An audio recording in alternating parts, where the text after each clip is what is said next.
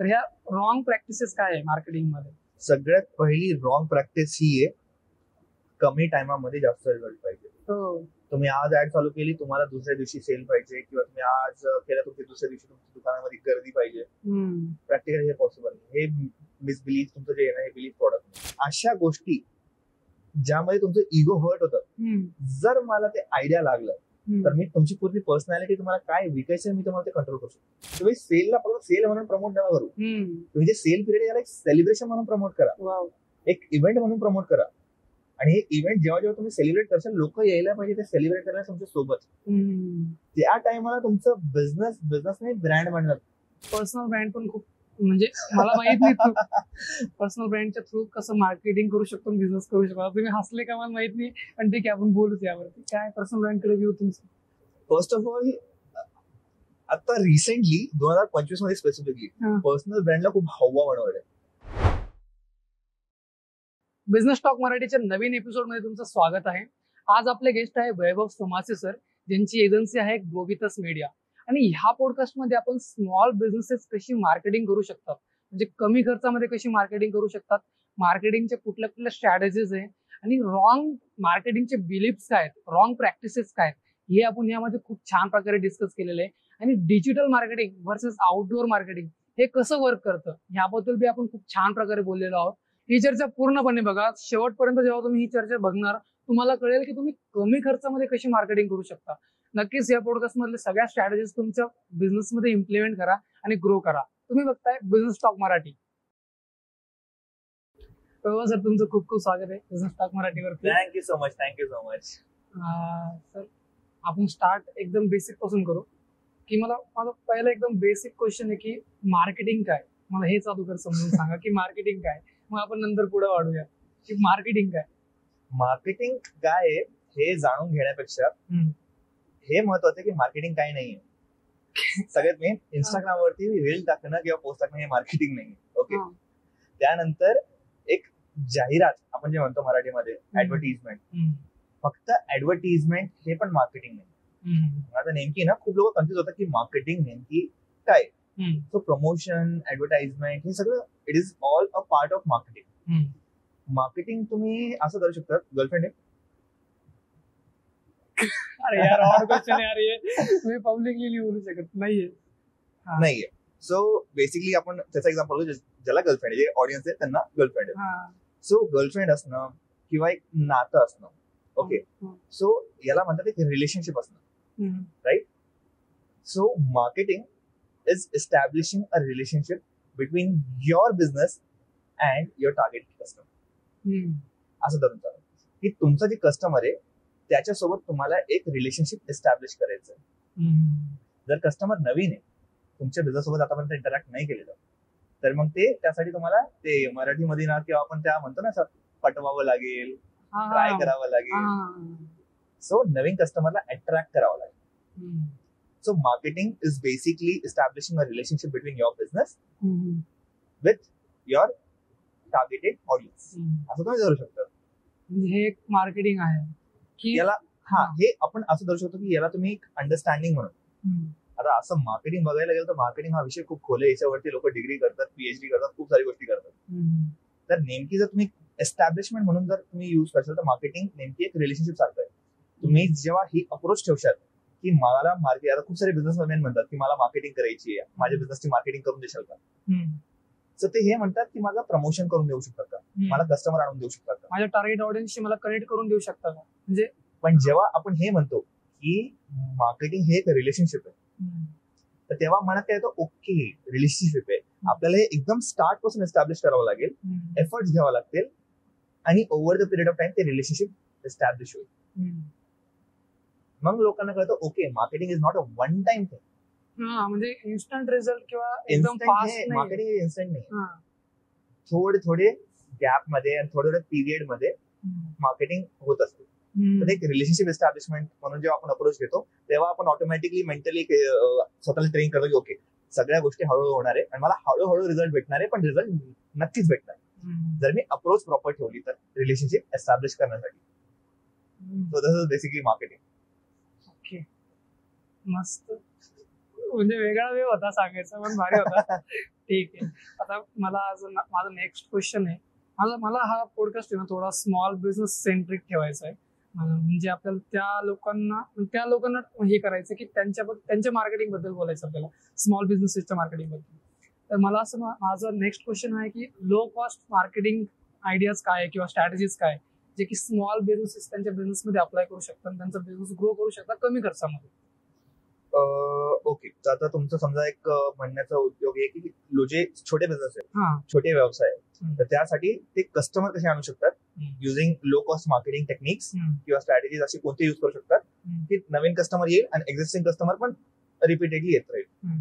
तर आता ह्यामध्ये ना सगळ्यात महत्वाचा एक मुद्दा जर म्हणायला गेलो तर हे राहणार आहे की एक बिझनेसला पहिले जे स्वतःचे बिझनेस आहे त्यांना हे कळावं लागेल की त्यांची टार्गेट ऑडियन्स नेमकी काय. एकदा हे कळालं की टार्गेट ऑडियन्स नेमकी कोणती आहे तर त्यांची नेक्स्ट स्टेप राहील की ओके मला आता कोणती स्ट्रॅटेजी आणि कोणत्या वेना त्यांना अप्रोच करायचं आहे. ओके, इनिशियली माझं ओपिनियन असं असतं की जेव्हा पण तुम्ही नवीन बिझनेस स्टार्ट करतात ते कशाचाही असो, पहिले तर तुम्हाला टार्गेट ऑडियन्स धरावं लागेल की ओके जर माझा समजा रेस्टॉरंट आहे किंवा कॅफे, आता मी एखाद्या जागेवरती रेस्टॉरंट किंवा कॅफे नवीन बनवलाय आणि मला माहिती आहे की ओके इकडे जवळ आसपास कॉलेज आहे, युनिव्हर्सिटी आहे किंवा स्कूल आहे किंवा अशी कोणती पण गोष्ट की जिथून समजा जे माझं क्राऊड आहे ते येत राहील. आता मी जर कॅफे ओपन करतोय तर हे माझं आयडिया क्लिअर असायला पाहिजे की जर हे माझं कॅफे आहे तर इधर माझं कॉर्पोरेट जवळ असेल, ऑफिसेस वगैरे जवळ असेल किंवा स्कूल वगैरे किंवा कॉलेजेस वगैरे जवळ असेल, तेव्हा माझी टार्गेट ऑडियन्स जवळ हे म्हणून येईल. पहिले ते क्लिअर असायला पाहिजे की तुमची टार्गेट ऑडियन्स कोणती आहे आणि तुमची त्या हिशोबाने तुम्हाला लोकेशन सेट करावं लागेल. तर हे महत्वाचं आहे. आता जेव्हा आपण हे डिसाईड करतो की लोकी मार्केटिंग स्ट्रॅटेजीज कशा असतात, तर एक सगळ्यात लोकी मार्केटिंग स्ट्रॅटेजी जी मी कधी पण माझ्या ऑडियन्सला सांगतो ती आहे वर्ड ऑफ माउथ. आता मोस्ट ऑफ द लोकांना वर्ड ऑफ माउथ माहित आहे ती कसं काम करतं, काय करतं. आणि हा एक स्टेटमेंट आहे, माझं पर्सनल स्टेटमेंट आहे आणि तुम्ही खूप ऐकलं सुद्धा असेल हा स्टेटमेंट. हिंदीमधून म्हणतात जो दिखता है वो बिकता है. बरोबर, खूप तुम्ही अग्री करतात जो दिखता है वो बिकता है. I deny to this statement. मी नाही मानत. ऍक्च्युली याचं आहे ना एक बेटर व्हर्जन जे मी खूप फॉलो करतो. जो दिखता है वो सिर्फ एक बार बिकता है, लेकिन जो टिकता है वो बार बार बिकता है. कसं? फॉर एक्झाम्पल, आता समजा तुम्ही एक फोन घेतला, ठीक आहे. आता तुम्ही एक फोन घेतला त्याची स्मार्ट ऍड बघून, एक खूप भारी ऍड होती ते बघितली आणि तुम्ही तो फोन घेतला आणि नेमकी तुम्ही फोन घेतला आणि युज करायला चालू केलं, तुम्हाला कळलं यार हे 500 आहे. काही दिवसांना तो फोन स्लो चालायचं चालू झालं, समजा कॅमेरा क्वालिटी एवढी खास नाही, बॅटरी एवढी टिकत नाही, मग तुम्ही म्हणशाल यार दिखाया तो ऐसा पहाड़ों में शूट, गाडी वाडी, बट रियालिटी प्रॅक्टिकॅलिटी मध्ये काही काम आहे. जे एक्सपेक्टेशन दाखवलं बिल्ड केलं कस्टमरचे ते पूर्ण नाही झालं. म्हणून जो दिखता है वो सिर्फ एक बार दिखता है. तुम्ही कोणाचा मोबाईल घेशाल त्या कंपनीचा, मला सजेस्ट करशाल, पण जर तुम्ही एकदा दिसलं, समजा तुम्हाला एक अशी ऍड दिसली, तुम्ही म्हणलं अरे यार ऍड तर भारी आहे, कॉन्टेंट तर चांगलं टाकलंय, मला असं वाटतंय खरंच हा फोन किंवा हा डिव्हाइस खूप चांगला राहणार आहे. तुम्ही तो ऑर्डर केला आणि तुम्ही युज केला, your like mind blown, wow, तर हे काय प्रोडक्ट आहे, हे माझ्याकडे काय प्रोडक्ट आलं, मला मज्जाच आली. आणि मी जर विचारलं की यार मला नवीन फोन घ्यायचा कोणतं, तुम्ही काय म्हणशाल? तोच रिकमेंड करेल. That is word of mouth. पण हे कधी होतं? जेव्हा ते प्रोडक्ट तेवढा भारी असेल, जेव्हा तुमच्या प्रोडक्ट मध्ये दम असेल. तर तुम्ही कोणताही बिझनेस करताय, छोटा असो मोठा असो, कोणताही बिझनेस करताय, तुमचा प्रोडक्ट खूप जास्त भारी नको, बट इंडियामध्ये जर तुम्हाला धंदा करायचा आहे ना, भारतामध्ये जर तुम्हाला खरंच धंदा करायचा आहे, तर तुमचा प्रोडक्ट व्हॅल्यू फॉर मनी असायलाच पाहिजे. जेवढं पैसे देतो तेवढा वसूल बी झाला पाहिजे, पण तो खराब बी नसायला पाहिजे की तुम्ही एक्सपेक्टेशन जेवढे पूर्ण होत नाही. नाही, जेवढे तुम्ही पैसे दिले ना, आपल्या इकडचे लोक असे नाही. आपल्या इकडच्या लोकांना 19-20 नाही चालत. मी जर 10 रुपये दिले तर मला जे तू व्हॅल्यू देशील ते 10 रुपयाची नको, त्याच्यापेक्षा जास्त मला 100 रुपयाची व्हॅल्यू दे. आता ही ऑब्व्हियसली ही गोष्ट म्हणजे प्रॅक्टिकली खूप इम्पॉसिबल आहे, बिकॉज जे मोठे मोठे कंपनी असतात किंवा इव्हन बिझनेसेस असतात ना, तर फॉलो करायला या गोष्टी डिफिकल्ट जातात. बट नेमकी जे डिमांड आहे ती हीच आहे, आणि हे युनिव्हर्सल डिमांड आहे की व्हॅल्यू फॉर मनी पाहिजे प्रोडक्ट. की if I am offering x amount of money, give me 10x of its value. प्रत्येकाचे माइंडसेटच ते माइंडसेट ते. आता ऑब्व्हियसली सगळ्यांना तेच पाहिजे ना, की जर मी कोणता पण फोन युज करतोय आता जर बघायला गेलो आयफोन आणि सॅमसंग, आता मी दोन्ही डिव्हाइस युज केलेले तर त्यामध्ये मी कॉमन ऑब्झर्वेशन केलं की कॅमेरा मला सॅमसंगचे बेटर वाटले. तरी तो way to like it is basically जे प्राइस आहे ते आयफोन पेक्षा कमी खूप, तरी लोक आयफोनच घेतात. हे माइंडसेट आहे बेसिकली लोकांचं. आता जर आपण पुन्हा आपल्या जर मेन मुद्द्यावर आलो की छोट्या बिझनेसना मार्केटिंग नेमकी किंवा असे कोणत्या स्ट्रॅटेजीज युज करायला पाहिजे कमी पैशामध्ये ते चांगली कमी पैशामध्ये त्यांची चांगली मार्केटिंग. आता एक टर्म आहे, ऍक्च्युली टर्म नाही लेकिन तुम्हाला जेव्हा तुम्ही बिझनेस करतात तर तुम्हाला फॉलो करावं लागतं सायकोलॉजी तुमची कस्टमरची. कस्टमर नेमकी विचार कसा करतो, तर त्यामध्ये ना एक कॉग्निटिव्ह बायसेस, कधी ऐकलं तुम्ही कॉग्निटिव्ह बायसेस? ओके, तर एक सायकोलॉजिकल फेनॉमेनन असतात जे ह्युमन ब्रेन ना असे जुडलेले असतात ना की आपल्याला पहिल्यापासून माहिती आहे की समोरचा व्यक्ती आता काय करणार आहे, आणि तुम्ही जर हे फॉलो केलं तर तुम्हाला रिझल्ट गॅरंटीड राहतो. आपल्याला माहिती का याची नेक्स्ट स्टेप ही राहणार आहे, आपण त्याला फॉलो करून जर आपली मार्केटिंग तशी प्लेस केली तर आपल्याला माहिती का हा रिझल्ट येणार आहे. पण त्यासाठी तुम्हाला प्रॅक्टिस करावं लागेल. कॉग्निटिव्ह बायसेस तुम्हाला डेली बेसिसवरती फॉलो करावं लागेल. म्हणजे त्यांचे बिहेवियर आपल्याला बघावं लागेल. नाही, आता मी तुम्हाला सांगतो एक फेनॉमेनन आहे, खूप फेमस आहे फेनॉमेनन, त्याला म्हणतात लॉस अवर्जन. आता लॉस अवर्जन याच्यामध्ये काय होतं, मी एखादी गोष्ट परचेस केली, ठीक आहे, किंवा मला समजा एक आयफोन घ्यायचा आहे, तर मला आयफोन घ्यायचा आहे हे तर माझा माइंडसेट आहे की मी रेडी, मला आयफोन घ्यायचा आहे, आणि मी बघितली एक ऍड आयफोनची की 80,000चा आयफोन 50,000ला विकतोय, ठीक आहे, आणि मी आयफोन तो 50,000 मध्ये घेतला तर मला खुशी होईल. पण नेमकी माझे 50,000 जुगाड होईपर्यंत जर तो आयफोन विकला गेला तर मला वाईट वाटेल. आता कोणती जे फिलिंग आहे, कोणती फिलिंग स्ट्रॉंग राहील, आयफोन घ्यायची का आयफोन हातातून गेला न घेण्याची, हातातून गेल्याची फिलिंग जास्त स्ट्रॉंग राहील, कारण की त्याला वाटेल की यार आपला लॉस झाला, ऍक्च्युअली 30,000चा लॉस झाला हे त्याला वाटेल, जरी तो झालेला नाही पण तो माइंड मध्ये क्रिएट करेल ना की जर मी घेतला असता यार 30,000 वाचले असते. याला म्हणतात लॉस अवर्जन. आपण जे ह्युमन्स आहे ना, आपण असे बनलेलो आहे की आपल्याला आहे ना प्रॉफिटची खुशीपेक्षा लॉसचं दुःख जास्त असतं. हो, खूपच जास्त असतं. तर जेव्हा तुम्ही तुमच्या ऑडियन्सला हे फील करून देशाल ना की यार तुमचं लॉस होतोय बरं का, प्रॉफिट वेगळं राहिलं, तुमचं लॉस होतंय. लॉस हा वर्ड ऐकला की माणूस लगेच अँटीनोला जातात आपल्या, नाही यार लॉस तर नाही होऊन देणार, मी काही जरी होऊन जाईल पण लॉस नाही होऊन देणार. म्हणजे एक फोमो आहे की यार हे सुटलं नाही पाहिजे माझ्याकडून, की यार हे जर सुटून गेलं तर यार माझा लॉस होऊन जाईल. फोमो हा वेगळी गोष्ट झाली. फोमो पण आपण युज करू शकतो, पण तो वेगळी कॅटेगरी मध्ये आला, फिअर ऑफ मिसिंग आउट. तेव्हा जेव्हा सगळे करतात आणि मी राहिलो तर ते वेगळं झालं. राईट. पण नेमकी जेव्हा आपण बोलतो लॉस अवर्जनचं, तर बेसिकली असे की माझं नुकसान नाही व्हायला पाहिजे. आणि इंडियामध्ये मोस्टली लोक हे रूल इतकं फॉलो करतात म्हणून बिग बिलियन मध्ये क्रोर्स ऑफ सेल्स होतो, क्रेझी सेल्स होतो. जेव्हा आपण ऑफर निघतात तेव्हा सेल लागली की आपले लोक लगेच पळतात. का? कारण की हातातला माल तो जायला नाही पाहिजे. आता हेच एक परफेक्ट एक्झाम्पल एक मला खूप आवडतं. जेव्हा तुम्ही डीमार्ट मध्ये जातात, डीमार्ट मध्ये तुम्ही जेव्हा गेल्यावरती, आता समजा डीमार्टचं एक्झाम्पल मी तुम्हाला पुढे अजून देईल, तो तुम्हाला अजून रिलेटेबल वाटेल. एकदा एक लॉस अवर्जन तुम्ही एक करू शकता की लॉस नाही व्हायला पाहिजे, ठीक आहे. आता यामध्ये ना तुम्हाला अजून खूप सारे फेनॉमेनन भेटतात आणि तुम्ही खूप ऐकलं सुद्धा असतं, ठीक आहे. आता एक येतो decoy effect. Decoy effect Instagram वरती तो खूप व्हायरल आहे. आता नेमकी आपल्या बिझनेस मध्ये हे यूज कसं करायला पाहिजे हे खूप लोकांना कळत नाही. की मेनली यार तुम्ही इंस्टाग्राम वरती रील्स तर बघतात, असे इफेक्ट सगळ्यांनी ऐकलेले, पण नेमकी याला वापर कसं करायला पाहिजे आपल्या बिझनेस मध्ये. तर मी एक एक्झाम्पल देतो, डिकॉय इफेक्टचा एक्झाम्पल. खूप भारी किस्सा घडला होता माझ्यासोबत. तर रिसेंटली माझं लग्न झालं आणि लग्नामध्ये काय मला शेरवानी घ्यायची होती. शेरवानी घ्यायला मी मल्टिपल शॉप्स मध्ये गेलो आणि एका शॉप मध्ये माझ्या क्लायंटचीच होती ती. तिकडे जेव्हा गेलो त्यांनी मला वेगवेगळे शेरवानी दाखवली. तर जे त्यांनी फर्स्ट शेरवानी दाखवली ना, इट वॉज ऑफ ₹68,000. 68,000ची ती शेरवानी होती.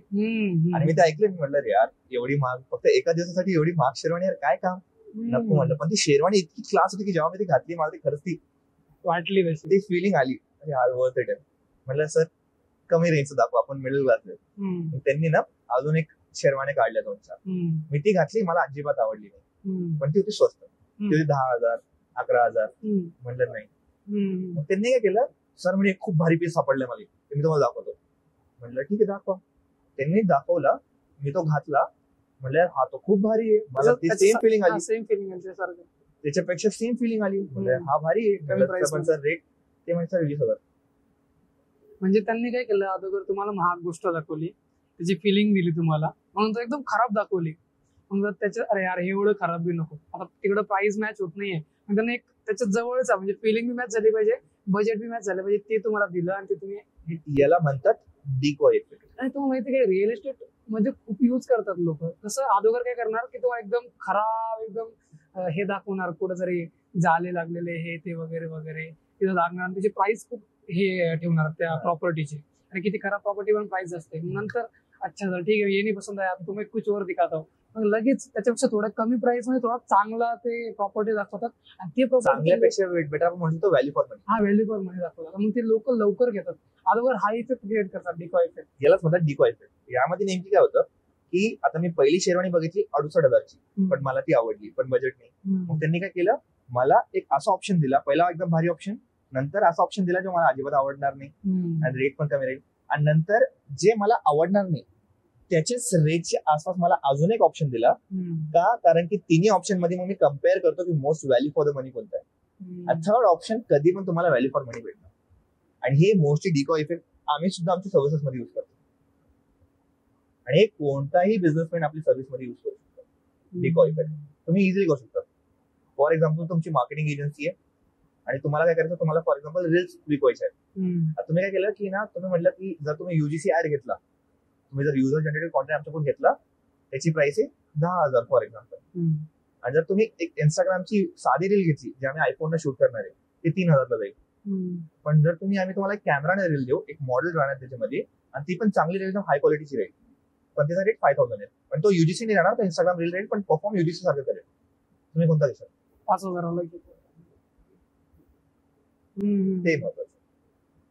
सर मला अजून एक थोडं, आपण स्ट्रॅटेजीजच्या वेळेला जातोय, मला अजून असं सांगा की कमी खर्चांमध्ये काय मार्केटिंग होतात. म्हणजे आपण स्ट्रॅटेजीज कडे गेलो. आता एक स्मॉल बिझनेस, सपोज आपण कपड्याचं दुकान धरू, एक कपड्याचं दुकानदार आहे, त्याचा स्मॉल बिझनेस आहे, आणि त्याला कमी खर्चामध्ये मार्केटिंग करायची. पहिले तर आपण हे बघूया तो मार्केटिंग कसं कसं करू शकतो. सगळं कमी खर्चामध्ये. मी जे आता हे मार्केटिंगचे स्ट्रॅटेजी सांगणार आहे, हे सगळे कमी खर्च किंवा असं धरून चला की नो कॉस्ट मार्केटिंग स्ट्रॅटेजी, एकदम लो कॉस्ट मध्ये. सगळ्यात पहिला आणि सगळ्यात best marketing strategy for any small business owner is WhatsApp marketing. आणि हे खूप सारे मार्केटर्स आणि खूप सारे जे बिझनेस ओनर ते करतच नाही, नजरअंदाज करतात. व्हॉट्सअप मार्केटिंग मध्ये तुम्हाला नेमकी काय करायचं, एकदम सिम्पल फॉर्म्युला आहे, आणि मी विथ एक्झाम्पल तुम्हाला सांगतो. आता आपली सिटीमध्ये एक कपड्याची दुकान आहे, माझं पर्सनल खूप फेवरेट आहे, मी माझे मोस्टली शॉपिंग तिकडनंच करतो, आणि ते याला खूप चांगले वेनी परफॉर्म करतात आणि मला खूप आवडतं. सो ते काय करतात, नवीन ड्रॉप आला, नवीन त्यांनी कलेक्शन आणला, ते स्वतः घालतात आणि सगळे मागा हँगर मध्ये लटकून देतात कपडे. शर्ट घातला, स्वतः घातला नवीन शर्ट, मागा हँगर मध्ये लटकून दिला, आयफोन आहे त्यांच्याकडे, व्हिडिओ रेकॉर्ड करतात, हॅलो फॅमिली, हे नवीन कलेक्शन आपल्याकडे आलेलं आहे, त्याच्यामध्ये तुम्हाला हे सगळे कलर्स भेटतील, हे सगळे साईज ऑप्शन भेटतील, पण हे थोडं लिमिटेड आहे, तर मग तुम्हाला घ्यायचं तर नक्कीच या. व्हिडिओ घेतला, त्यांच्याकडं व्हॉट्सअपमध्ये 2 ऑप्शन येतो त्यांच्याकडे. एक आहे त्यांच्याकडे ग्रुप. आता हे जे ग्रुप आहे ते सगळे युज्युअल बायर्स आहे. युज्युअल बायर्स म्हणजे काय, जे येणार, एक शर्ट घेणार आणि जाणार. आणि सेकंड जे प्रीमियम कस्टमर आहे. फॉर एक्झाम्पल आता मी जातो, तर मी कधी पण 3-4 आउटफिट एकखटीच घेऊन येतो. तर मी एक कॅटेगरी जातो की माझी ऍव्हरेज बिलिंग जास्त आहे, तर ते मला ब्रॉडकास्ट मध्ये ऍड करतात. दोन्ही पण इझी, दोन्ही पण कोणी पण बिल्ड करू शकतात. ब्रॉडकास्ट पण तुम्ही बिल्ड करू शकतात आणि तुम्ही ग्रुप पण इझिली बनवू शकतात. आणि ते काय करतात, जे प्रीमियम कस्टमर आहे त्याला ब्रॉडकास्ट करतात, प्रीमियम जे पण आर्टिकल आलं ते, आणि बाकी रेग्युलर साठी ग्रुपवरती टाकून देतात. एकदा ते आर्टिकल ग्रुपवरती आलं आणि ते सगळ्यांनी व्हॉट्सअपवरती बघितलं, अरे यार नवीन आलंय, हा आवडला मला, 100 लोकांना पाठवलं ना, इझिली 8 ते 10 लोक येतात. त्याचे 6 ते 7 लोक परचेस करतात. 100 लोकांना पाठवायची फीस 0. आणि जर 10 लोकांनी परचेस केला, ऍव्हरेज शर्टची प्राइस 1000 रुपये जरी झाली, मस्त, तर तुमचं 8 ते 10,000चा business from like daily basis वरती म्हणतोय. तर तुमचं कलेक्शन वीकली किंवा डेली येते, तुम्ही इझिली करू शकता.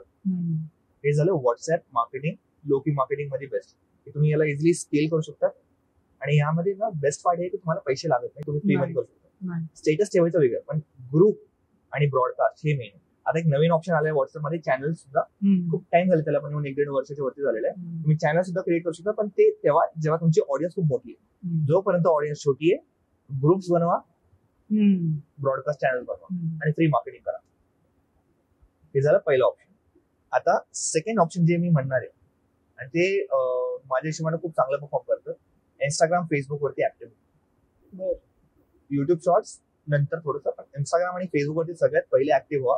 जर तुमचं आता वेगळं, आता इव्हन तुमचं ब्रँड कोणते ते सुद्धा मॅटर करतं, म्हणजे तुमचं बिझनेस कोणते ते मॅटर करतं. जर तुमचं कपड्याचं बिझनेस आहे किंवा एनी काइंड ऑफ ऍक्सेसरीज किंवा फॅशन ब्रँड जर तुमचा आहे, तर मग इंस्टाग्राम वरती या. तुमचं जर असं ब्रँड आहे ज्याची ऑडियन्स थोडीशी ओल्ड वाली आहे, फेसबुक आपले पप्पा लोकांची ऑडियन्स आहे, फेसबुक वरती तुमची ऑडियन्स तिकडे आहे. अकाउंट ओपन करा. तुम्हाला टाकायचं नेमकी काय आहे, थोड्याच प्रकारची गोष्ट आहे, 2-4 प्रकारचं कॉन्टेंट तोच टाकायचं. पहिला झाला, जसं मी आता व्हिडिओ सांगितला की हा नमस्कार फॅमिली, अनाउन्समेंट करायची, अनाउन्समेंट. सेकंड झाला सिनेमॅटिक शॉट्स. इझिली तुम्ही बनवू शकता, किंवा सिटीमध्ये कोणत्या पण सिनेमॅटोग्राफरला हायर करा, तो बनवून दे. तो व्हायरल खूप होतो. जे सिनेमॅटिक्स राहतात ते व्हायरल होतात, पण सेल्स येत नाही. आणि जे तुम्ही इंटरॅक्शन जातात त्यांना सेल्स येते, पण ते व्हायरल मोस्टली होत नाही. तर म्हणून सेल्स साठी तुम्ही हे करा. आणि third and the best is word of mouth. आता ते इंस्टाग्राम वरती कसं युज करायचं, तुमचे जे पण लॉयल कस्टमर आहेत त्यांना ऑफरिंग द्यायची. आता हे खूप महत्वाचं पॉईंट आहे. तुम्ही फोकस करा या गोष्टीवरती. जे पण याला ऐकतंय ते याच्यावरती फोकस करा. आणि हे ना ट्रायड अँड टेस्टेड आहे. मी माझ्या क्लायंटसाठी खूप खूप खूप केलेलं आहे. जे पण मला कन्सल्टेशन कॉल्स येतात, मी त्यांची ह्या गोष्टींना खूप हेल्प केलेली आहे. तुम्हाला काय करायचंय, तुमच्या स्टोअरमध्ये तुम्हाला एक डिस्काउंट कुपन ठेवायचंय आणि त्याचं प्रिंट काढून तुमचे जिथे डिलिव्हरी काउंटर आहे किंवा जिथे कॅश काउंटर आहे तिकडे तुम्हाला स्टिक करून द्यायचंय. रिव्ह्यू दिल्यावर X% ऑफ और डिस्काउंट. आणि ते चांगलं असायला पाहिजे, ल्युक्रेटिव्ह असायला पाहिजे. तुम्ही जर सांगितलं की तुम्ही जर आम्हाला रिव्ह्यू दिला, जर गुगल रिव्ह्यू दिला, तर तुम्ही काय करू शकतात, लेकर बाळा जर आले तर त्यांना चॉकलेट देऊ शकतात. सिम्पल. तर सर तुम्ही आमचा एक गुगल रिव्ह्यू दिला, आम्ही तुम्हाला चॉकलेट देऊ, करायचं काहीच नाही, फक्त स्कॅन करा QR कोड झालं. जर तुम्ही आम्हाला व्हिडिओ रिव्ह्यू दिला, तुम्हाला instant 200 to 500 rupees of. Okay, मोठी अमाऊंट आहे, मोठी अमाऊंट ऑफ आहे. आता खूप लोकांना जड झालं, अरे नाही सर तेवढं तर आमचा मार्जिनच आहे. पण नेमकी जेव्हा तुम्ही हे टाईपचे व्हिडिओ बनवून इंस्टाग्रामवरती टाकतात, आता फॉर एक्झाम्पल मी आहे, आता तुम्ही एखादी व्हिडिओ काढली माझी आणि तुम्ही तुमच्या इंस्टाग्रामवरती टाकली, तर मी काय करेल, मी माझी स्टोरीमध्ये रिपोस्ट नाही करणार, करेल. खूप सारे लोक तर कोलॅबरेट करतात, पण मी स्टोरीमध्ये डायरेक्टली रिपोस्ट करेल. मी जर स्टोरीमध्ये रिपोस्ट केलं, आजच्या काळात 200-250 व्ह्यूज कोणालाही येतात स्टोरीमध्ये. 200-250 लोकांपर्यंत तुमचा प्रोडक्ट पोहोचला. मला काय पाहिजे, 2 जण जरी आले ना ते बघून, तुमचे 200-500 पेक्षा जास्त प्रॉफिट निघतो. आणि हा जो तो व्हिडिओ एका वेळेसाठी नाही होणार ना आपला, म्हणजे यूज होणार, तो खूप लॉंग टर्म साठी अप्लाय होईल. प्लस कस्टमरचा व्हिडिओ काढा, शॉर्ट क्लिप करून त्याला एक व्हिडिओ बनवा आणि ते ऍड मध्ये चालून द्या. खूप इम्पॅक्ट असतो. गुगल माय बिझनेस वर हेच बघतात लोक की रिव्ह्यूज काय, कोण ह्या बिझनेस बद्दल काय बोलतायत, त्या म्हणजे रिव्ह्यूज काय जे बोलताय ना, रिव्ह्यूज, ते रिव्ह्यूज बघूनच लोक त्या बिझनेसला. थोड्याच वेळ आधी आपण एक फेनॉमिना डिस्कस केला होता लॉस वरती, की माझा लॉस नाही व्हायला पाहिजे. आता हर एक कस्टमरला वाटतं की यार माझा टाइम नाही वेस्ट व्हायला पाहिजे, माझा लॉस नाही व्हायला पाहिजे. मग ते टाइमात असो किंवा पैशात असो, कोणालाच लॉस नाही पाहिजे. मग काय करतात, जायच्या आधी चेक करतात तिथे लॉस होणार आहे का, रिव्ह्यूज जेन्युइन आहे का, तर तिथे तुम्ही जिंकू शकता. 1-2 मला अजून स्ट्रॅटेजी सांगा यामध्ये, मग आपण दुसऱ्या टॉपिक वर जाऊ की स्मॉल बिझनेस साठी काय काय मार्केटिंग स्ट्रॅटेजीज आहे. एक जे मी म्हणतो की तुमचं बजेट या गोष्टीसाठी काढून ठेवा, ते लोकल इन्फ्लुएन्सर कोलॅबरेशन. यामध्ये तुमच्या सिटीमध्ये जे पण लोकल फूड एक्सप्लोरर असतील किंवा लोकल पेजेस असतील त्यांना अप्रोच करा आणि त्यांच्यासोबत एक प्रॉपर कोलॅबरेशन तुम्ही एक हे बनवून घ्या, कॉन्ट्रॅक्ट बनवून घ्या. आणि दर महिन्याला 2 व्हिडिओ तुम्ही एका इन्फ्लुएन्सर कडून काढून घ्या, लाईक फॉर एव्हरी 15 डेज. का, कारण की तुम्हाला तुमच्या कस्टमरचे टॉप ऑफ द माइंड राहायचं. आणि ते तिथं ऍक्टिव्ह आहेत त्या पेजेस वरती, जे सिटीचे पेजेस असतात किंवा जे इन्फ्लुएन्सर्स आपल्या सिटी मधल्या ऑडियन्सला हे करतात, इन्फ्लुएन्स करतात, तर तिथं ते सगळे लोक ऍक्टिव्ह आहेत. आणि आपण जर तिथं आपला कॉन्टेंट अपलोड केला तर त्यांच्या नजरेत आपण नेहमी राहू शकतो. नाही तर मेन तेच आहे की ना, आता फॉर एक्झाम्पल मला जर बूट घ्यायचं आहे ना, तर मी बूट तिथूनच घेणार जे लास्ट टाइम माझ्या डोक्यात आलं. फॉर एक्झाम्पल मी जस्ट आता एखादी दुकान XYZ दुकानाचं नाव बघितलं आणि मला आता डोक्यात आलं की यार मला बूट घ्यायचंय, जर मी 10 वेळेस ह्या ब्रँडचं नाव ऐकलं असेल ना, मी तिकडे जाऊन घेईन. राईट. तर ते माइंड मध्ये कसं राहणार आहे, तुम्हाला फिट करावं लागेल. ते ऑटोमॅटिक कोणाच्याच माइंड मध्ये राहत नाही. कस्टमरच्या डोक्यात ह्या गोष्टी फिट कराव्या लागतात. त्याला हे फिट कसं होईल, त्याला रिपीटेडली ऍड्स दाखव, चारही साईडनं कव्हर करून घ्या. चारही साईडनं कव्हर कधी होईल, तुम्ही इंस्टाग्राम वरती त्यांना इंस्टाग्राम ओपन केलं, तुमचा ब्रँड त्यांना बाहेर पडला, त्यांना बॅग बघितली लोकांची, कपड्यांची बॅग, ते तुमची ब्रँडची. लोकांना विचारणं कुठे जायचं, लोक तेच नाव घेत आहेत. जेव्हा तुम्ही 360 कस्टमरला कव्हर करतात ना, त्याला माहिती आहे, जे डोक्यात थॉट आला मला कपडे घ्यायचे, त्याला माहिती आहे की मला या दुकानात जायचंय. त्या वेळेला तुम्हाला तुमची अप्रोच ठेवावं लागेल. ओके. मला अजून एक कॉन्टेंट क्रिएशन बद्दल सांगा सर. आता माझं याच्या पुढचा हेच पार्ट आहे की कॉन्टेंट क्रिएशन कसं करू शकतो. कारण की मी बघितलंय की खूप सारे बिझनेसेस आहे ना, मी एक बघितलं, एक सत्यम क्राफ्ट म्हणून आहे, त्याच्या ऍक्सेसरीज आणि ह्या टाईपच्या बिझनेसेस आहे. तो फक्त कॉन्टेंट क्रिएट करून एवढा जास्त बिझनेस क्रिएट करतोय, खूप जास्त बिझनेस क्रिएट करतोय. अजून भरपूर जण आहेत ते कॉन्टेंट क्रिएट करताय, बिझनेसला प्रमोट करताय आणि त्यावेळेला प्रेझेंट करताय स्वतःच्या बिझनेसेसला. कॉन्टेंट कसं क्रिएट करू शकतो एक बिझनेसमॅन, आणि कसं त्याला सोशल मीडियावर एक बिझनेसला प्रेझेंट करू शकतो. खूप सारे बिझनेसला सगळ्यात पहिले हे एक्सेप्ट करावं लागेल. आपण पहिले म्हणतो content is king. Content is not king anymore. Content is the entire kingdom. साम्राज्य झालंय. आणि तो साम्राज्य जिंकायसाठी तुम्हाला ते कॉन्टेंट बनवावंच लागेल. आता जसं तुम्ही उठतात, देवपूजा करतात आणि तुम्ही कपडे लावतात ना, तसं नाही राहिलं धंद्यासाठी. उठतात, देवपूजा करतात, मग तुम्हाला पहिले रील बनवायची, नंतर बाकीचे कामं करायचे. हे महत्वाचं आहे. आता कॉन्टेंट काय बनवायचं हे खूप चांगला प्रश्न आहे. कॉन्टेंट मध्ये सगळ्यात पहिले फोकस ठेवा की तुम्हाला आहे ना, तुमच्या ऑडियन्सला तुम्ही इधर एंटरटेन करू शकतात किंवा तुम्ही एज्युकेट करू शकतात. हे दोनच ऑप्शन आहे आपल्याकडे. तुम्ही का त्यांना काही एंटरटेनमेंट दाखवू शकता किंवा त्यांना काहीतरी शिकू शकतात. हे दोन वेळी जात. ठरवून घ्या की तुम्ही कसं त्यांना तुमची पर्सनॅलिटी आता कशी आहे. आता फॉर एक्झाम्पल, इफ आम अ फन पर्सनॅलिटी, मला मजा आणि गंमत करायला खूप आवडते, तर मी काय करणार, मी फनी वेने जाणार, मी त्यांना ऑडियन्सला एंटरटेन करणार. राईट. आणि एक असतं एज्युकेशन. आता खूप सारे ना फिटनेस इन्फ्लुएन्सर्स आहे ज्यांनी त्यांची जिम उघडलेली, तर ते काय करतात, फिटनेस बद्दल एज्युकेशनल कॉन्टेंट टाकतात. हे खा, हे एक्सरसाइज करा, तुम्हाला हे होईल, तुम्हाला हे होईल, हे न्यूट्रिएंट्स घ्या. राईट. तुम्ही जेव्हा तुमच्या ऑडियन्सला एज्युकेट करतात, तुमची ऑडियन्स परत तुमच्याकडेच येते की मी तुमच्याकडूनच घेणार, कारण की तुम्ही लेजिट आहे. तर तुम्ही तुमच्या ऑडियन्सला एक तर एज्युकेट करा, नाही तर त्यांना एंटरटेन करा. आता ते कसं करणार आहे, रील्स थ्रू करा. आणि ते मी किती जरी सांगितलं, मी किती जरी स्ट्रॅटेजी दिलं, तर हे तेव्हाच होईल जेव्हा तुमची ऑडियन्स स्वतः हातात फोन घेईल आणि काही ना काही करायचं स्टार्ट करेल. किती जरी इंस्टाग्रामचे रील्स बघितले, हे होत असतं. तुम्हाला ते फॉलो करा. आता तुम्हाला स्टार्टिंग मध्ये 100 रील कसे बनवायचे हे मी सांगू शकतो. 100 कॉन्टेंट आयडिया कसं बनवायचं.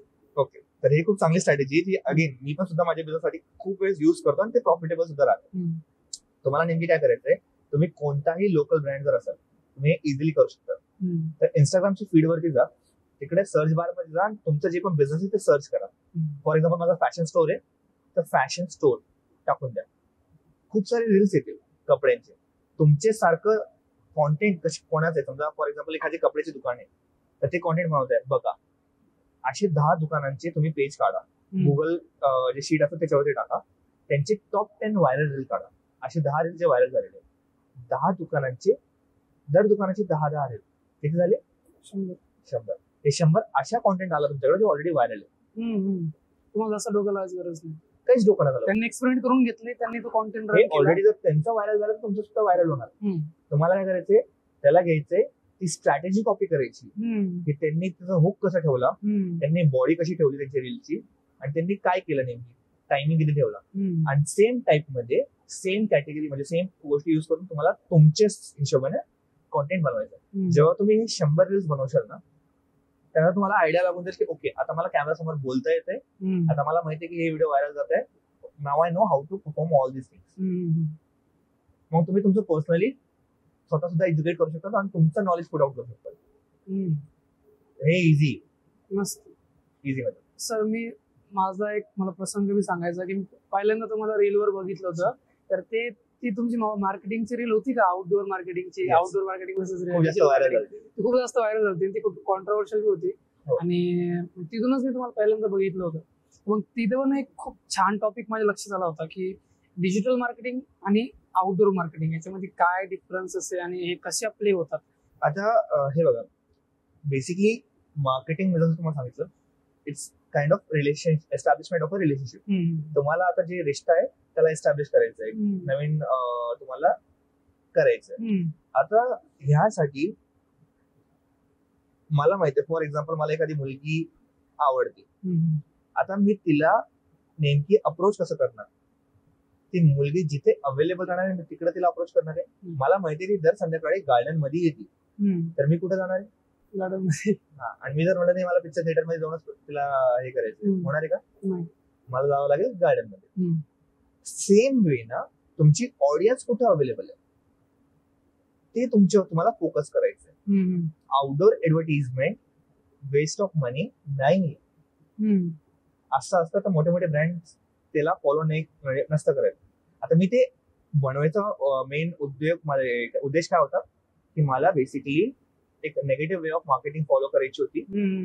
बिलिप्स तुम्हाला हॅमर करायचं होतं की बिलिप्स ब्रेक केलं तुम्ही ऑडियन्सचं आणि अटेन्शन ग्रॅब केलं. That is why I said की हे वेस्ट ऑफ मनी. बरोबर. आता त्याचा रिझन पण होता, ते खरंच एक वेस्ट ऑफ मनी. ती जी स्पेसिफिक होर्डिंग होती ती वेस्ट ऑफ मनी होती. पण आता होर्डिंग हे वेस्ट ऑफ मनी कधी नाही होणार. हे बघा, तुमची ऑडियन्स जिथं राहील तुम्हाला तिकडं उभा राहील. बरोबर. तुमचं जे पण बिझनेस आहे, तुमची ऑडियन्स गार्डन मध्ये तर गार्डन मध्ये उभे राहा, तुमची ऑडियन्स घरी तर घरी उभे राहा. आता ऑब्व्हियसली तुमच्या ऑडियन्सकडे आज मोबाईल फोन आहे, तर ते मोबाईल फोनवरती सगळेच लोक ऍक्टिव्ह आहेत. बरोबर. म्हणून डिजिटल मार्केटिंग हा एक खूप इम्पॉर्टंट फॅक्टर झालेला आहे in order to target your audience. Outdoor advertisement तेवढं रिस्पॉन्सिव्ह का नाही? कारण की लोकांचं अटेन्शन स्पॅन खूप कमी झालंय. तुम्ही एका फ्लायओव्हर वरतून जर जाशाल, किती % चान्सेस आहे की तुम्ही जर गाडीवरती बसलेले आणि इकडे तिकडे बघशाल? नाही, जास्त नाही. आणि किती % चान्सेस आहे की तुम्ही फोन स्क्रोल करशाल? जास्त. ऍव्हरेज स्क्रीन टाइम एका माणसाचा 3 ते 4 तास मिनिमम आहे आजच्या काळात. 3 ते 4 तास तुम्हाला माहिती तुमचा माणूस, तुमचा युजर फोन युज करणार आहे, त्याला दाखवायला, आणि ते पण खूप कमी कॉस्ट मध्ये. मग का लावणार आहे होर्डिंग? आता होर्डिंग कधी लावायची हे तुम्ही एक शिकून घ्या. समजा होर्डिंगचा मेन ऑब्जेक्टिव्ह आहे you have to spread a message. Even आपण जेव्हा डिजिटल मार्केटिंग सुद्धा बोलतो, तर डिजिटल मार्केटिंग मध्ये सगळ्यात महत्वाचं असतं मेसेज क्लिअर असायला पाहिजे. जे कम्युनिकेशन आहे ते क्लिअर पाहिजे. तुम्ही तुमच्या ऑडियन्सला काय कम्युनिकेट करताय हे तुम्ही जर डिजिटल मार्केटिंग थ्रू जर करताय आणि थ्रू होर्डिंग करताय तर रिस्पॉन्स सेम भेटू शकतो, पण ते मेसेज क्लिअर असायला पाहिजे. राईट. आता होर्डिंग लावायची तर तुम्हाला ऑप्शन भेटतं की तुम्ही गजबज नका करू. खूप साऱ्या होर्डिंग मध्ये खूप सारा डेटा असतो. तुम्हाला एकदम जर तुमची कॉपी आहे, तुमचा कॉन्टेंट तो एकदम शॉर्ट अँड क्रिस्प ठेवायचा. मेसेज एकदम लवकर पोहोचला पाहिजे. हा, आणि जे कलर्स आहे ते खूप कॉन्ट्रास्ट युज करायचे, म्हणजे तुरंत लक्षात यायला पाहिजे लोकांचे. बरोबर. आणि तुमचे ब्रँड कलर फॉलो करायचे. मेसेज छोटा ठेवा. आता जसं स्विगी आणि झोमॅटोचे पण खूप येतात आणि ब्लिंकिटचे खूप येतात. Blinkit delivered in just 10 minutes. एवढीशी लाईन, बरोबर, छोटीशी कॉपी आणि मोठ्या होल्डिंग वरती. पण जेव्हा माणूस जातो ना, जर लक्ष जरी गेला तर इतक्यात माणूस वाचतो ना की okay okay delivered in just 10 minutes होते. आणि ते तुम्हाला सेल करण्यासाठी नाही, ते काही गोष्टी विकण्यासाठी नाही. ते फक्त ऑब्जेक्टिव्ह त्यांचा हे आहे की लोकांच्या डोक्यामध्ये मी माझा हॅमर करायला पाहिजे की ओके ब्लिंकिट इज देअर. जर तुम्हाला लोकल ऑर्डर करायचं तर ब्लिंकिट विचार करा. सोचना है तो ब्लिंकिट सोचो. का? कारण ही अटेन्शन स्पॅन माणसाचं कमी आहे. मला काही ऑर्डर करायचं, मी लास्ट साईड ब्लिंकिटची बघितलं तर मी ब्लिंकिट थ्रू ऑर्डर करणार. बरोबर. माझा एक्सपिरियन्स जर ब्लिंकिट सोबत चांगला असला तर. म्हणून महत्वाचं काय आहे की जर तुम्हाला आउटडोर ऍडव्हर्टाइजमेंट युज करायचे, OH युज करायचंय, तर त्या केसमध्ये तुम्ही तुमचा जो मेसेज आहे तो एकदम शॉर्ट अँड क्रिस्प. आणि जर तुम्ही लॉन्च करत तुम्ही समथिंग न्यू इज कमिंग अशा वेना, क्रिएटिव्ह वेना तुम्ही ते फॉलो करू शकता. आणि जर तुम्हाला इन्स्टंट रिझल्ट पाहिजे असेल, एक स्मॉल पिरियड ऑफ टाइम मध्ये तुम्हाला एक स्पेसिफिक रिझल्ट पाहिजे, तर डिजिटल मार्केटिंगला तुम्ही युज करा. मला एक म्हणजे तुम्हाला हे सांगायचं होतं, मला एक आठवलं, एक रिअल इस्टेट ब्रँड होता, त्यांना संभाजीनगर मध्ये खूप भारी मार्केटिंग केली होती. त्यांना हे बघा पट्ट्या लावले होते याच्यावरती, डोळ्यांवरती लोकांच्या. ते काहीतरी म्हणलं होतं की ट्रस्ट, असं काहीतरी ट्रस्ट फॅक्टर का काहीतरी त्यांना तिथून दाखवलं होतं लोकांना. तुम्ही डोळे बंद करून आमच्या प्रॉपर्टीज घ्या. ते एवढं भारी होतं की लोकांच्या लक्षात राहिलं ते खूप. आणि तशा वेळेनं जर होत असेल तर मग करायला पाहिजे आउटडोर मार्केटिंग. फक्त जर तुम्ही जसं म्हणले ना की खूप जास्त कॉन्टेंट जर तुम्ही अप्लाय केला एका होल्डिंग मध्ये आणि तुमचा मेसेज जर लवकर स्प्रेड होत नाही किंवा लवकर वाचण्यात येत नाहीये, कस्टमरच्या माइंड मध्ये येत नाही, तो वेस्ट ऑफ मनीच आहे ना ते. आता आपल्या सिटीमध्ये अजून एकदा झालं, तुम्ही जसं एक्झाम्पल दिलं, एक मी तर नाव नाही घेणार, पण एक खूप मोठा ग्रुप आहे आणि त्यांनी ना एक खूप मोठं कमर्शियल टॉवर ओपन केलं, अंडर कन्स्ट्रक्शन आहे आता जवळ सिटीच्या सेंटरमध्ये. आणि त्यांनी ना काय केलं, कन्स्ट्रक्शनच्या आधी त्यांनी ना ऍड्स टाकले आणि पूर्ण सिटीमध्ये ते होल्डिंग बनवलेले, पूर्ण सिटीमध्ये होल्डिंग होती, coming soon coming soon coming soon. आज कोणाच्या पण लक्षात नाही, बरोबर, कोणाला घेणं नाही कमिंग सून, तेवढ्या टाइमपुरतं राहिलं. पण अजून ते बिल्डिंग नाही बनली ना, तेवढे बिल्डिंग नाही बनली, नाही, डेफिनेटली नाही बनली. खूप अगोदर झाले असं वाटतं मला. तसं नाही, त्यांची प्रोसेस चांगली होती, प्रोसेस एकदम त्यांनी प्रॉपर फॉलो केली, बट जे मेसेज होता तो चुकीचा झाला. मार्केटिंग केली त्यांनी, पण तो मेसेज मार्केटिंग खूप केली. आता ते एक सिंपल, जर तुम्ही एक होल्डिंग लावायला गेले तर 30 ते 50,000 पर मंथची त्याची फीस आहे एक सिंगल होल्डिंगची. त्यांनी 7 दिवसासाठी किती 40 एक होल्डिंग लावले होते. एवढी मोठी कॉस्ट जर ते डिजिटली जर ते घेऊन गेले असते तर आता लोक म्हणतील की यार खूप कमी पैशामध्ये झालं असतं. नाही, मग डिजिटल तेवढा इम्पॅक्ट नसतं पडलं, सेम ऍड डिजिटली परफॉर्म केले असतात. पण तेवढाच पैसा जर तुम्ही चांगले मेसेज मध्ये टाकलं असतं, राईट मेसेज, तर मग त्याचा इम्पॅक्ट खूप मोठा झाला असता. बरोबर आहे. कधी कधी कमी ह्याच्यामध्ये बेस्ट वेने म्हणजे प्रेझेंट केलेलं किंवा पॉवरफुल वर्ड्स जे की हॅमर करतील किंवा लक्षात राहील कस्टमरच्या, तसं जर केलं तरी ओके राहतं ना. आता यामध्ये खूप महत्वाचं पॉईंट तुम्ही सांगितलं, डिजिटल मार्केटिंग, आउटडोर मार्केटिंग हे फक्त एक वे ऑफ कम्युनिकेशन आहे. This is just the establishment of the relationship. तुम्ही काय मेसेज पोर्ट्रे करताय हे तुमच्या कस्टमरच्या ध्यानात राहणार आहे. बरोबर आहे ना. तुम्ही जे कस्टमरला फिलिंग दिली, तुम्ही काय बोलले ते नाही, जे तुम्ही फिलिंग दिली ते राहणार आहे. आणि ती फिलिंग तुम्ही जी टेक्स्ट, जे कॉन्टेंट युज करताय त्या थ्रू ते राहणार आहे. म्हणून तुम्ही जे कॉन्टेंट आहे ते चांगलं ठेवा. मग तुम्ही डिजिटल मार्केटिंग युज करणार आहे किंवा तुम्ही आउटडोर ऍडव्हर्टाइजमेंट युज करणार आहे. पण आजच्या काळात प्रेफरेबली मी तर कधी पण म्हणणार, जर बजेट कमी तर go for digital marketing any time. You cannot miss on it. See, the reason is खूप कमी किमतीमध्ये खूप चांगले लोकांपर्यंत तुम्ही पोहोचू शकतात. टार्गेट ऑडियन्स खूप मस्त आहे ना तिथे. तिकडे बघा तुम्ही, आता जर हे करताय आउटडोर मार्केटिंगला लावताय, टार्गेट ऑडियन्स काय जनरल ऑडियन्स आहे, तिथे फक्त जनरल प्रोडक्ट्स ते एकदा परफॉर्म होतील. पण जर तुम्हाला स्पेसिफिक ऑडियन्स पर्यंत पोहोचायचं आहे, कारण माझा पर्टिक्युलर हा एक स्पेसिफिक कस्टमर आहे जो की असं नाहीये की एक जनरल ऑडियन्स मध्ये नाही राहणार ना तो, तिथे तुम्हाला टार्गेट ऑडियन्स मेटावरती खूप चांगल्या प्रकारे सिलेक्ट करता येते ना, तो त्याच्यापर्यंत पोहोचता येते ना डायरेक्टली. अगेन खूप मोठा हा एक मिसकन्सेप्शन आहे. लोक खूप भुकतात तिकडे, आपले लोकल बिझनेस, छोटे बिझनेस ओनर खूप भुकतात. मी खूप बिझनेस ओनर्स बघितलेले. मला खूप जण म्हणले की सर, जेव्हा आम्ही कन्सल्टेशन देत होतो किंवा जेव्हा आम्ही आता आमचे कोर्सेस असतात लोकल बिझनेस ओनर त्यांच्यासाठी, की बेसिकली मार्केटिंग करायची कशी, तर त्या टायमाला आहे ना खूप सारे लोक म्हणे की सर आपण मायक्रो टार्गेटिंग का नाही करत, आम्हाला अशाच लोकांना टार्गेट करायचं जे आयफोन युज करतात, तेच आमच्या दुकानात येतील. ही खूप मोठी तुमची मिसकन्सेप्शन तुमचं, की स्पेसिफिक टार्गेटिंग करायची. लोकल मध्ये कधी पण स्पेसिफिक टार्गेट नका करू. लोकल मध्ये किंवा ऑनलाईन मध्ये, तुम्ही ऑनलाईन मार्केट मध्ये ब्रॉड टार्गेटिंग ठेवा, तुमचा मेसेज एकदम नॅरो ठेवा. हा, म्हणजे तुम्ही मोठ्या ऑडियन्सला टार्गेट करा, म्हणजे टार्गेटिंग मध्ये, पण मेसेज पर्टिक्युलर ऑडियन्स साठी प्रिपेअर करा. हे महत्त्वाचं. वाव, हे मस्त होतं यार. खूप लोकांचं लक्ष नसतं इकडे. लोक काय म्हणतात, नाही नाही मला फक्त हे स्पेसिफिक ऑडियन्सलाच दाखवायचे, तर तुम्ही ऐका, आणि रिझल्ट नाही भेटत मग आम्हाला बॉम्ब. नाही सर, ही स्ट्रॅटेजी म्हणजे खूप भारी वाटली मला. आतापर्यंत नाही ऐकलं मी असं की यार मोठ्या ऑडियन्सला टार्गेट करा, पण मेसेज जो आहे ना तो नॅरो ऑडियन्स साठी ठेवा. For example, I tell you how this. Cost भी कमी आहे ना त्यांना, कॉस्ट कमी आहे आणि त्यामध्ये रिझल्ट खूप जास्त आहे, कारण की याच्यामध्ये तुमचे खूप मोठा एक जो कन्सिडर केला जातो तो ऍप्लिकेशन मध्ये येतो. एक स्पेसिफिक थिंग मी तुम्हाला सांगतो. जस्ट इन केस एक एक्झाम्पल घेतो मी. आता समजा माझं फॅशन ब्रँड आहे, मी फॉर्मल शर्ट बनवतो.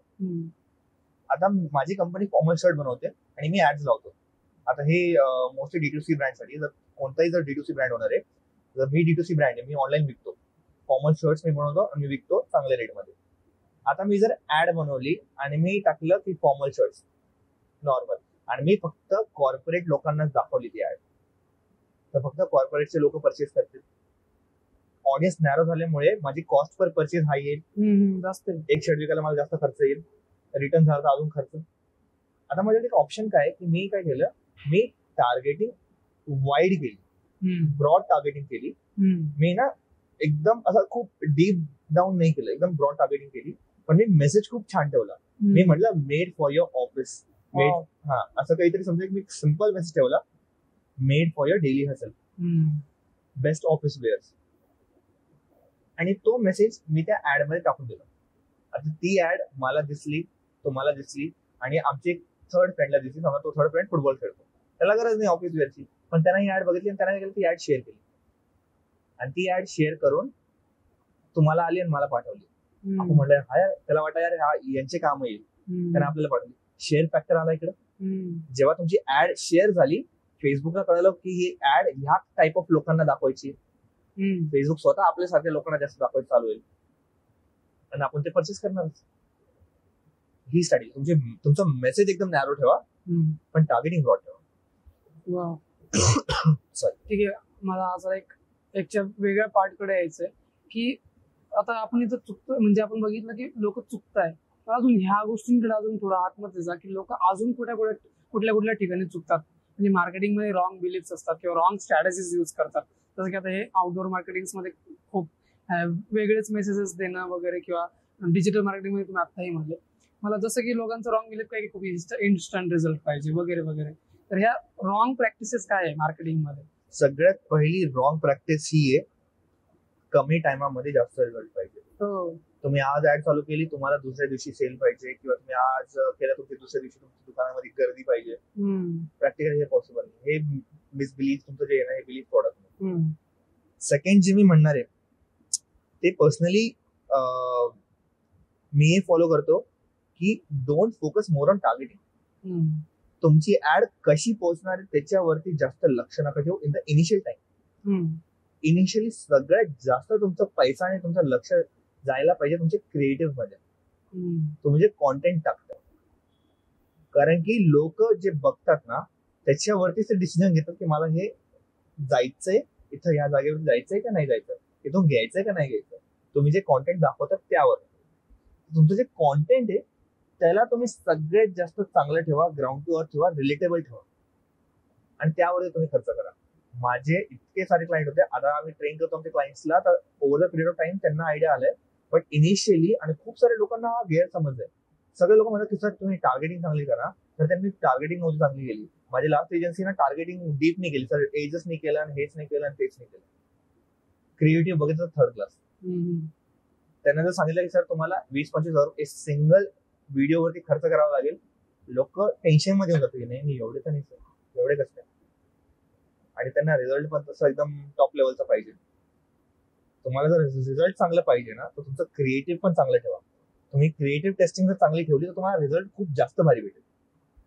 टार्गेटिंग, आता हे टार्गेटिंग हेच थिंग आहे, हे मेटा ना त्याचे AI ना खूप जास्त चांगली केलेली आहे. ते तुमचं क्रिएटिव्ह बघून टार्गेटिंग ठेवतो. तुम्ही जे कॉपी युज करता ना तुमच्या कॉन्टेंट मध्ये, मेटा तो अनालाइज करतो, त्याचा AI तो पूर्ण बघतो, आणि मग त्या हिशोबाने लोकांना दाखवतो. तुम्ही टार्गेटिंग केलं ते जास्त महत्वाचं नाही. हे भारी फीचर आता लॉन्च झालं. हा, मेटाला करू द्यायचं काम, तुम्ही तुमचं क्रिएटिव्ह काम चांगलं करा.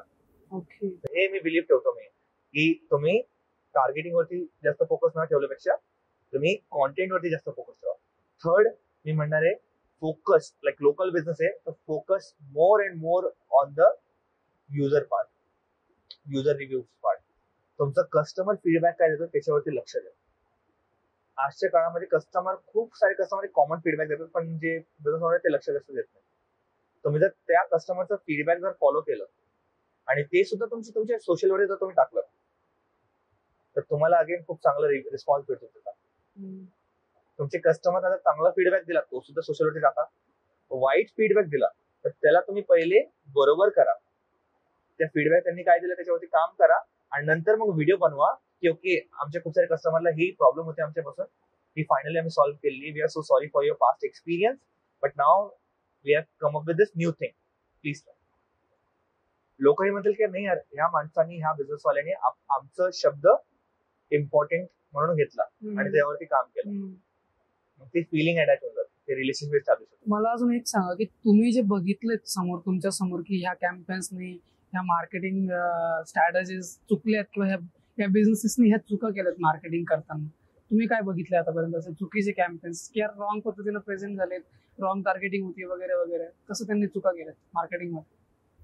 मी खूप सारे बघितले ऍक्च्युली आतापर्यंत. मोस्ट ऑफ द केसेस मध्ये मी जे आता यामध्ये तुम्हाला कोणतं एक्झाम्पल घ्यायचं, तुम्हाला लोकल बिझनेस वाला पाहिजे की तुम्हाला D2C मध्ये पाहिजे? तुम्ही कोणतं बी घेऊ शकता, म्हणजे तुम्ही असं इन जनरल बी सांगू शकता की यार मार्केटिंग हे चुकीच्या पद्धतीने झाली आहे या स्पेसिफिक ब्रँड कडून वगैरे वगैरे, किंवा चुकलं आहे हे ब्रँड असं मार्केटिंग मध्ये. मी सांगतो फॉर एक्झाम्पल, एक कपड्याचं दुकान आहे, आता खूप मोठे मोठे कपड्याचे दुकान आहे आणि खूप मोठे मोठे बिझनेस आहे ज्यांचा annual turnover is more than 100 crores. Offline stores आहे आणि ते माझे चांगले क्लायंट आहेत खूप सारे.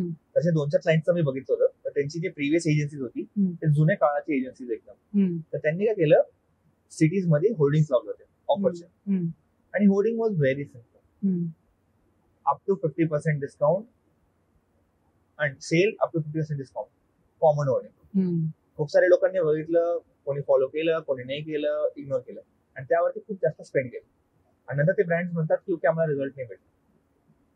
जेव्हा आम्ही मध्ये आलो, when we took over all these things, marketing in general, तेव्हा आम्ही मेसेजिंग वरती खूप काम केलं. आम्ही जे सेल वर्ड आहे तो काढून टाकला, त्या जागेवरती आम्ही त्याला एक इव्हेंट बनवला. जेव्हा तुम्ही एक डिस्काउंट न बोलता त्याला एक इव्हेंट बनवतात, तेव्हा लोकांच्या लक्षात ते जास्त राहतं. आज तुम्ही कोणालाही विचारा, ज्याला जर फोन घ्यायचा आहे, समजा आयफोन घ्यायचा आहे, तर त्याला मोस्टली लोक काय म्हणतात, अरे बिग बिलियन तक वेट कर लिया. बिग बिलियन इव्हेंट क्रिएट केलाय त्यांनी, इव्हेंट क्रिएट झालाय. त्यांनी असं नाही केलं की यार आज ऑफर्स आहे या, असं नाही, एक इव्हेंट आहे, बिग बिलियन इव्हेंट आहे. वर्षामधून एकदा येणारे बिग बिलियन. पण लोक काय करतात, सेव्हिंग करू. अरे मी स्वतः सुद्धा सेव्हिंग करतो बिग बिलियन साठी. बिग बिलियन मला खर्च करायचा आहे, त्यासाठी मी आतापासून हे पैसे वेगळे काढून ठेवतो. बॅक ऑफ द माइंड मध्ये कुठेतरी सेलिब्रेशन टाइप येते, यार बिग बिलियन येतंय, wow. That's the thing. Local business सुद्धा हेच करायचंय. तुमची जे सेल आहे, सेल जे पिरियड तुमचा, आता सध्या सेलचा पिरियड चालू आहे पावसाळ्यामध्ये, ठीक आहे, 1 जुलैपासून चालू झालेलं आहे ऑलरेडी. तुम्ही सेलला फक्त सेल म्हणून प्रमोट नका करू. तुम्ही जे सेल पिरियड याला एक सेलिब्रेशन म्हणून प्रमोट करा, एक इव्हेंट म्हणून प्रमोट करा. आणि हे इव्हेंट जेव्हा जेव्हा तुम्ही सेलिब्रेट करशाल, लोक यायला पाहिजे ते सेलिब्रेट करायला तुमच्या सोबत. त्या टाइमला तुमचं बिझनेस नाही ब्रँड बनणार. ते ब्रँड जेव्हा बनेल तेव्हा तुम्हाला लॉंग टर्म गेन्स भेटतील, तेव्हा तुमचा मोठा बिझनेस आहे. सर माझा नेक्स्ट क्वेश्चन आहे की आता एक पर्सनल ब्रँड पण खूप, म्हणजे मला माहित नाही माझं पर्सनल फेवरेट आहे पर्सनल ब्रँड. ठीक आहे, एक पर्सनल ब्रँड कडे माझा प्रश्न आहे की यार पर्सनल ब्रँडच्या थ्रू कसं मार्केटिंग करू शकतो, बिझनेस करू शकतो. तुम्ही हसले का मला माहित नाही, पण ठीक आहे आपण बोलूच यावरती. काय पर्सनल ब्रँड कडे व्ह्यू तुमचं? फर्स्ट ऑफ ऑल, आता रिसेंटली 2025 मध्ये स्पेसिफिकली पर्सनल ब्रँडला खूप हवा बनवलंय, खूप जास्त. It is like if someone opens the Instagram, any of the people, like any of the audience of any age, जर मी 18 वर्षाचे आणि मी जर इंस्टाग्राम ओपन केलं तर तिकडे मला काय दिसतंय, मोठे मोठे लोक म्हणतात you have to build your personal brand, तुम्हाला पर्सनल ब्रँड बनावंच लागेल. अरे मी आयुष्यामध्ये आतापर्यंत काही केलं नाही, मी काय पर्सनल ब्रँड बनवू, मी लोकांना काय सांगू, कसलं personal brand? Personal brand social मीडियावरती बनवण्यापेक्षा पर्सनल ब्रँड रिअल लाईफ मध्ये बनवा, त्यातून खूप साऱ्या गोष्टी शिका आणि नंतर ते सगळं ऑनलाईन शिकवा. हे माझं ओपिनियन आहे. पण आजकाल अशी जी आपली ऑडियन्स आहे ना, ती काय फोकस करते की पर्सनल ब्रँड बनवायचे म्हणजे काय, फक्त कॉन्टेंट बनवायचे. फक्त कॉन्टेंट बनवणं हे पर्सनल ब्रँड नाही. मी आज कॅमेरा समोर, आज पण आता 1 तास भर बोलले, मी याच्यापेक्षा अजून 2-4 तास बोलू शकतो कॅमेरा समोर. तो तुमचा कोर आहे ना, तुम्हाला त्याच्याबद्दल नॉलेज कोर आहे, हे माझं नॉलेज, हे over the period of time मला बिल्ड झालेलं आहे. म्हणजे तुमचं असं म्हणणं आहे की फक्त उठून कुठल्या पण टॉपिक वरती नका बोलू, तुमचं जे कोर आहे याबद्दल तुम्ही काही एक्सपिरियन्स आहे, तुम्ही काही नॉलेज घेतलेलं आहे, तुम्ही काही गेन करा अगोदर. आता हे कधी होईल, तुम्हाला नॉलेज कधी भेटेल, तुम्हाला एक्सपिरियन्स कधी भेटेल, जेव्हा तुम्ही शिक्षाल, त्या गोष्टीमध्ये डीप डाऊन तुम्ही जाशाल. आणि त्याला लागतो तुमचं कोर इन्व्हॉल्वमेंट, तुमचं टाइम. बट आजच्या काळात टाइम त्या गोष्टीमध्ये टाकणं हे लोकांना वर्थ इट नाही वाटत. खूप वेळ लागतो ना त्याला. इव्हन अलेक्स हॉर्मोझी, मी personally like I believe in him a lot, आणि मी त्यांना असं मेंटॉर माझं मानतो स्पेसिफिक. तर मी त्यांना खूप जास्त फॉलो करतो, खूप सारी गोष्टी, त्यांचे बुक्स असो किंवा त्यांचं पॉडकास्ट असो, मी सगळं बघतो. तर त्यांनी पण ही गोष्ट सांगितली की आजचे जे आपली युथ आहे ना, stop creating personal brand on Instagram, start creating in real life. मी आज तुमच्यासोबत भेटलो, ऑफ द कॅमेरा मी किती बोलू शकतो तुम्हाला, मी किती गोष्टी तुम्हाला शिकू शकतो, ते जास्त महत्वाचं, rather than just showcasing my knowledge in front of the camera. नाही, ते मॅटर नाही करत. तुम्हाला जर खरंच पर्सनल ब्रँड बिल्ड करायचंय, रिअल लाईफ मध्ये बिल्ड करा, काहीतरी बिल्ड करा. आणि हे खूप सारे नॉनसेन्स गोष्टी मी ऐकतो आजकाल इंस्टाग्रामवरती. खूप सारे लोक आपले जॉब्स क्विट करताय, लोकांना 9 to 5 नाही पाहिजे, लोकांना बिझनेस बिल्ड करायचा आहे, ते त्यांना लेगसी बिल्ड करायची आहे. Again I respect your thought. Okay, I believe की ओके, मोस्ट ऑफ द लोकांनी जर बिझनेस बिल्ड केला तर खूप चांगली गोष्ट आहे, तुम्ही तुमच्या फॅमिलीला खूप नेक्स्ट लेवल घेऊन जाऊ शकता. बट ते कशासाठी पाहिजे? जस्ट टू शोकेस, म्हणजे करायचं की दाखवायचं मी केलंय. एक हाईप क्रिएट होते ना खूप जास्त. हाईप म्हणजे आजच्या काळामध्ये आपल्या सिटीमध्ये नुक्कडवरती मार्केटिंग एजन्सी ओपन झालेल्या आहेत. आमचं ऑफिस आहे आता प्रोझोन मॉल मध्ये, आपल्या सिटी मधला एलिट मॉल आहे प्रोझोन, एकलोता मॉल आहे, मागे तर मॉल पण नाही आपल्याकडे, तर एकच मॉल आहे प्रोझोन मॉल, त्यामध्ये आमचं ऑफिस आहे. आमच्याच फ्लोअरवरती एका वर्षामध्ये, आता आम्ही मागच्या वर्षी ऑफिस घेतलं तर 1.5 वर्ष झालं ऑफिसवर, एवढ्या 1.5 वर्षामध्ये आमच्याच फ्लोअरवरती 5 ते 6 मार्केटिंग एजन्सीजचे ऑफिस ओपन झाले. 5 ते 6 वर्षभरामध्ये. 2 महिने 3 महिने बंद. आम्ही बघतोय का करताय, काय चालू आहे. नंतर कळाले अरे हवाबाजी. लोकांना फक्त आयडिया आवडतो. आजच्या काळामध्ये तुम्ही कोणाला जरी विचारा, अरे काय करशील, डिजिटल मार्केटिंग शिकतोय, काय करतो, डिजिटल मार्केटिंग करायचं. आणि तुला डिजिटल मार्केटिंग, तुला मार्केटिंगचं कोर माहितीये का, तुला किती इंटरेस्ट आहे, तुला किती नॉलेज आहे का, फक्त तुला फाउंडर अँड सीईओ टाकायचं तुझ्या प्रोफाईल वरती. लोकांना काय आहे, आजच्या काळामध्ये लोक म्हणतात की आम्ही इंस्टाग्राम वरती तुम्हाला रील बनवून देऊ, आम्ही तुम्हाला हे करून देऊ, बस झाले आमची मार्केटिंग एजन्सी. तसं नसतं. मार्केटिंग एजन्सी जेव्हा तुम्ही बनवतात ना, तर मार्केटिंग एजन्सी तुमची कॉन्टेंटसाठी किंवा ह्या गोष्टीसाठी नसते. मार्केटिंग एजन्सी असते real life marketing problem solve करण्यासाठी.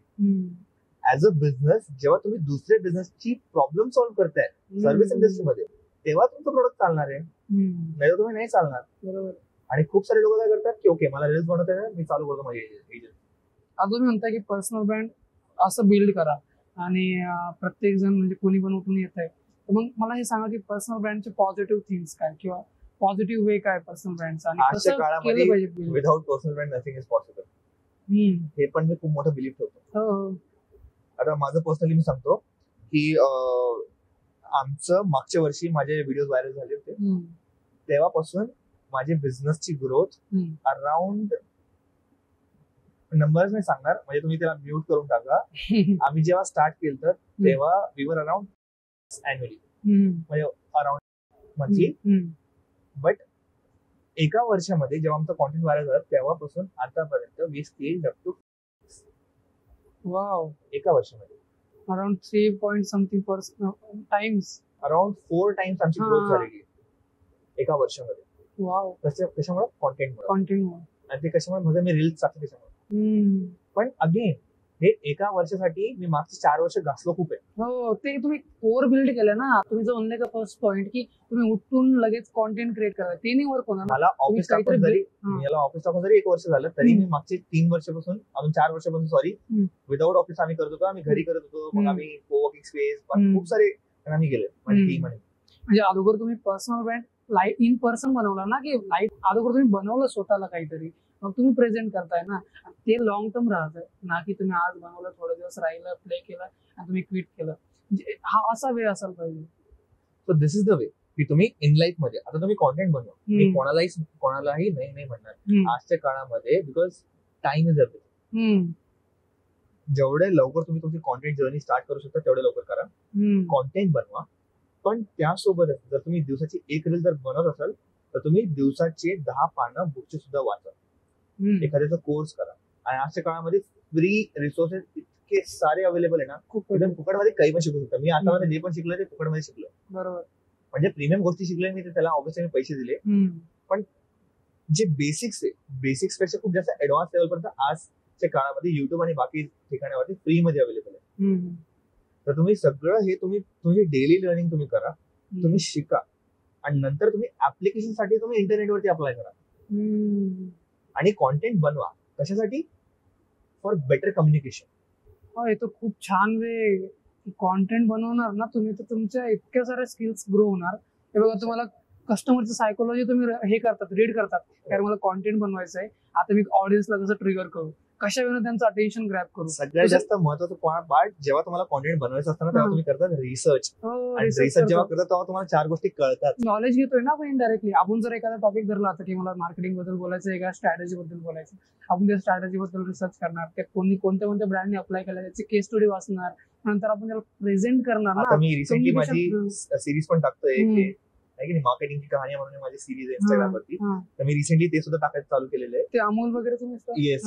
अमोलची स्टोरी, ब्रिटानियाची स्टोरी, पार्लेजीची स्टोरी, असे मल्टिपल ब्रँडची स्टोरी आम्ही डिकोड करतोय. तर जेव्हा माझी टीम रिसर्च करते, माझी टीम शिकतीच आहे, आणि जेव्हा मी ते बघतो, रिसर्च वाचतो, आय वॉज ब्लोन अप की आजच्या काळामध्ये इंटरनेट हा रिसोर्स आहे, पण त्या टायमाला लोक किती फोकस करायचे ह्या गोष्टीवरती, बारीक बारीक गोष्टीवरती फोकस करायचे. बरोबर ना? ते म्हणजे खूप मला कॉन्टेंट क्रिएशन हा वे का आवडतो. एकदा तुमची कम्युनिकेशन खूप छान प्रकारे बिल्ड होते, खूप छान. म्हणजे तुम्ही तुमचं कॅमेरा फेसिंग असो, इन लाईफ मध्ये म्हणजे तुम्ही असं जनरल मध्ये पण तुम्ही एवढं छान प्रकारे कम्युनिकेट करतात ना लोकांशी, तुम्ही इम्पॅक्ट करतात ना लोकांवरती. माझी पहिली रील आणि माझी लास्ट रील खूप मोठा डिफरन्स आहे. खूप खूप खूप असतं, खूप डिफरन्स असतं, खूप पर्सनॅलिटी खूप चेंज होते. खूप जास्त पर्सनॅलिटी बेटर होती तुमची, पण त्याला फक्त तुम्हाला ते वे फॉलो करावं लागतं की you need to wake up, you need to learn and you need to apply. Follow these things and you will be a great personality one day. Okay sir, best मला हे सांगायचं की बेस्ट मार्केटिंग स्ट्रॅटेजीज तुम्ही आतापर्यंत काय काय बघितल्या, किंवा तुमच्या वेळेनं की यार हे कॅम्पेन्स मला खूप आवडले, किंवा ह्या ब्रँड्सनी खूप छान प्रकारे मार्केटिंग केली, ते सांगा मला. आता तुम्हाला पर्सनल ब्रँड बद्दल ऐकायचंय की तुम्हाला असं नवीन क्वेश्चन? ओके, नाही म्हणजे पर्सनल ब्रँड ज्यांनी बिल्ड केलं, मोठे ब्रँड जे त्यांनी बिल्ड केले स्वतः. नाही, मी बिझनेसेस बद्दल बोलतोय. पर्सनल ब्रँड मला असं वाटतं चांगल्या प्रकारे कव्हर झालेला आहे. हे छान आहे, हाच पार्ट खूप भारी आहे की तुम्ही कॉन्टेंट क्रिएट कसं करताय.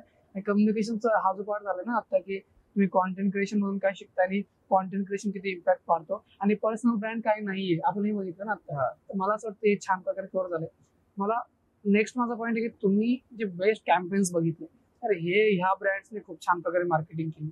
वाव यार, किती छान प्रकारे कॅम्पेन पोझिशनिंग केलेले आहे, त्यावेळेला सांगा.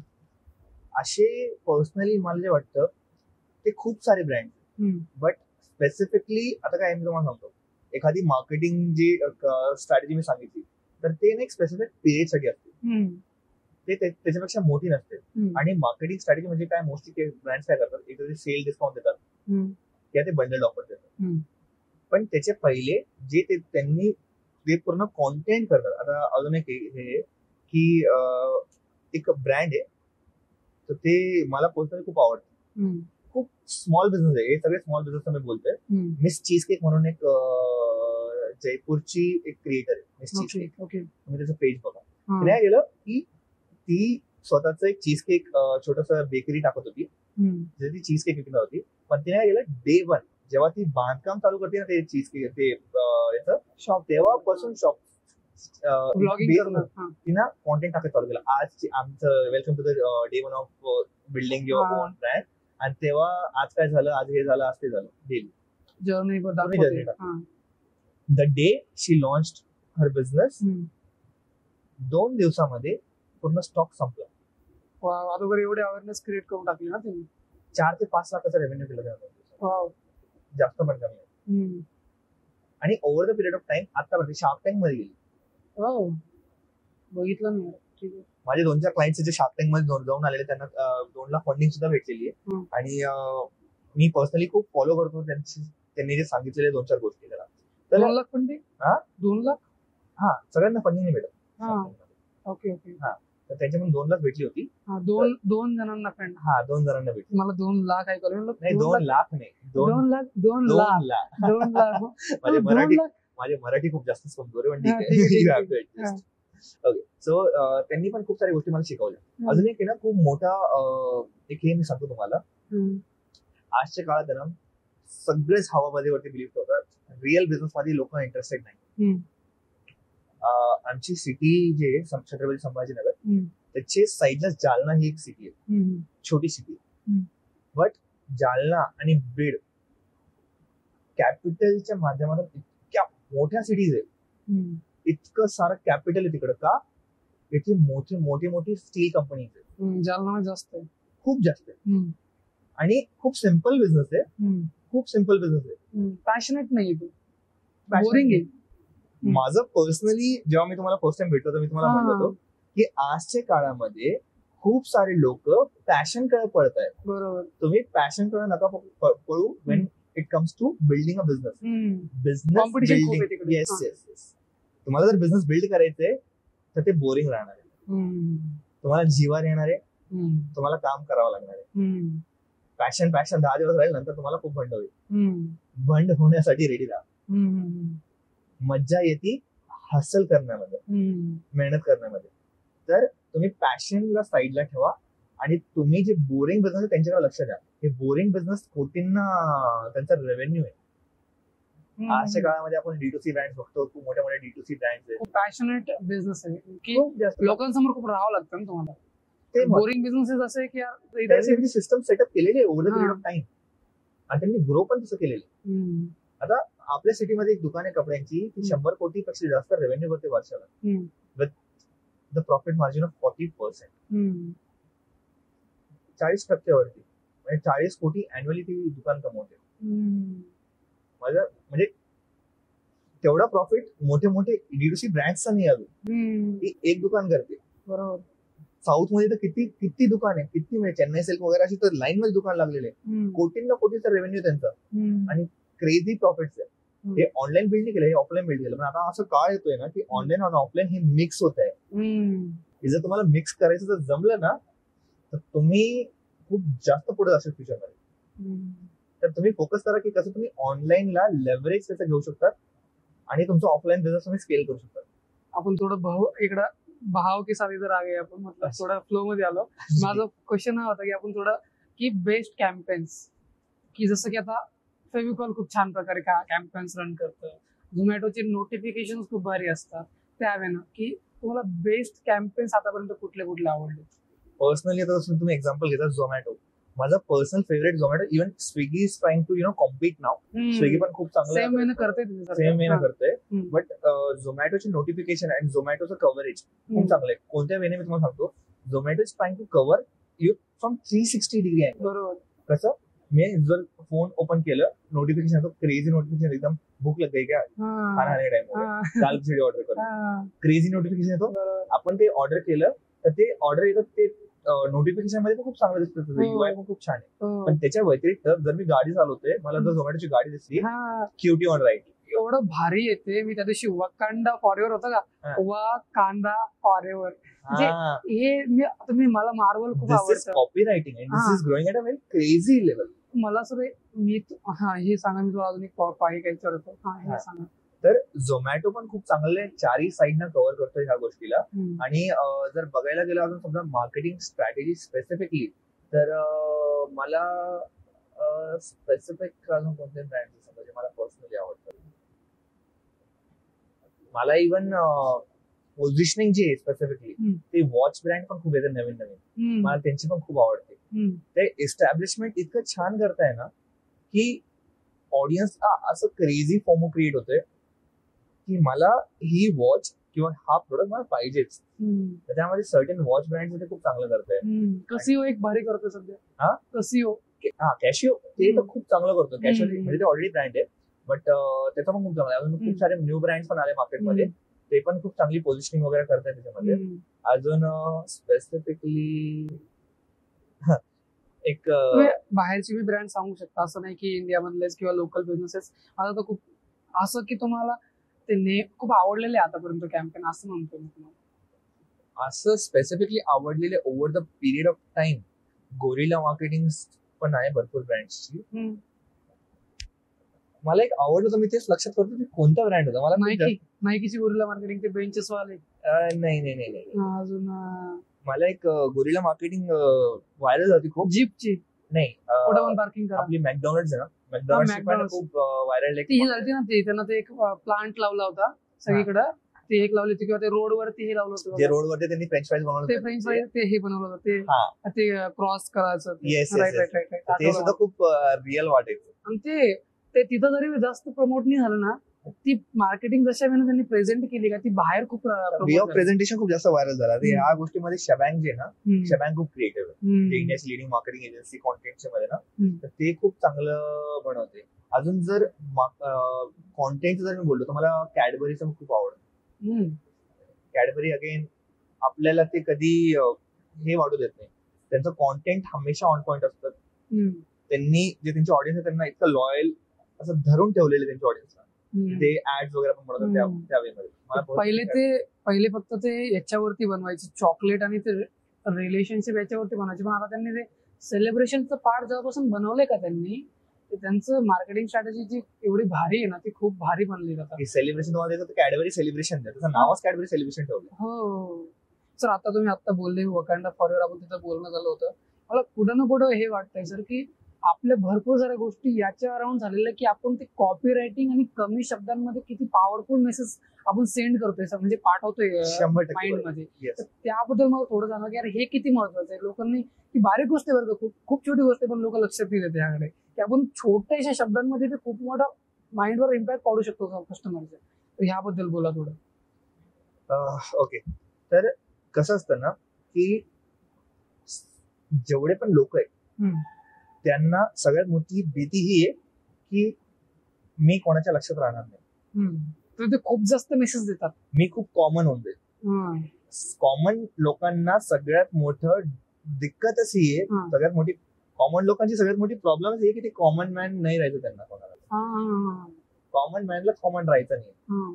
आता त्याला जर वेगळं व्हायचंय, त्याला एक इंडिव्हिज्युअल पर्सनॅलिटी त्याला दाखवायची, तर त्याला काही ना काही थोडंसं वेगळं करावं लागेल. आणि वेगळं जेव्हा माणूस करतो तेव्हा माणूस लक्षात ठेवला जातो. हम्म. आता मी आलोय, हे I am Vaibhav, I do this and I do that, सगळे तेच म्हणतात.